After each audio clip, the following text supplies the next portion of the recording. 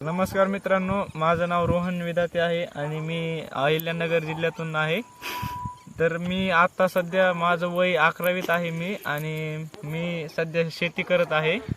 मी पहिल्यांदा पुण्यात गेलो होतो कामाला. मला 16,500 पेमेंट होतं कंपनीमध्ये. पण मी विचार केला की अरे, लोकांच्या हाताखाली काम करून 16,500 कमवण्यापेक्षा आपल्या स्वतःच्या रानात काम करून आपण 10-12,000 रुपये कमवणं ते आपल्यासाठी चांगलं आहे. तर मित्रांनो, आता मी इथं 1 एकर कोथिंबीर पेरलेली आणि तो जो खालचा लॉट आहे तो 1 एकरचा होता, तो आता विकायचा झालेला आहे पूर्णतः. आणि या कोथिंबीरीमध्ये सध्या गवत असल्यामुळे गवत काढायला त्या 3 बाया लावलेल्या आहेत. तर मंडळींनो, आता जो आपण पूर्णतः खालचा लॉट विकलेला आहे, तर मी तुम्हाला सांगतो त्यात माझे पैसे किती झाले काय. तर माझे टोटल पैसे झाले त्यात 88,000 रुपये आणि खर्च मला त्यातला साधारणतः 22-23,000 रुपये झालेला आहे. म्हणजे 60,000 रुपये मला त्यात राहिलेले आहेत आणि मी काहीच काम केलेलं नाही, त्याला हातही लावलेला नाही. फक्त मी गाडीसोबत गेलेलो आहे विकायला आणि मला 60,000 रुपये राहिलेत आणि मी ते फक्त 2 ते 2.5 महिन्यात ते पीक काढलेलं आहे.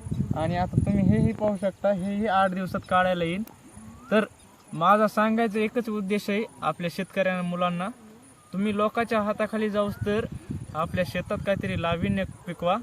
आता जर मी 2 महिन्यात 60-70,000 रुपये जर मला प्रॉफिट निघत असेल, तर तुम्ही विचार करू शकता की तिथे 30,000 रुपये मला जर महिना कमवायचा असता तर मला कमीत कमी 5-6 वर्ष त्या कंपनीमध्ये काम करावं लागलं असतं. मग माझा पेमेंट हळूहळू वाढला असतं आणि हे 5-6 वर्ष वाया घालूस तर मी इथे खूप पैसा कमवू शकतो.